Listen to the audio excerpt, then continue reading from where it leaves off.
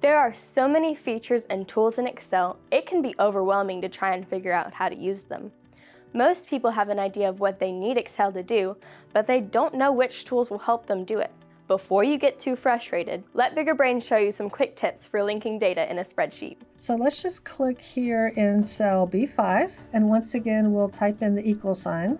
And this time we're going to click on the Austin worksheet, and then we'll just click in the cell that we want, which is B3.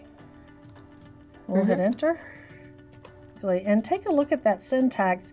You'll notice this time it says equals Austin and then an exclamation mark, cell B3.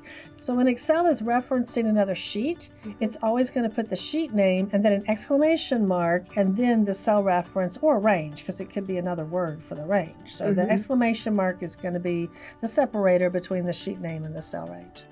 That wasn't too bad, was it? Knowing the right feature to use changes a tool from intimidating to straightforward. For more tips on how to use Excel, check out our course, Mastering Excel 2019 Advanced.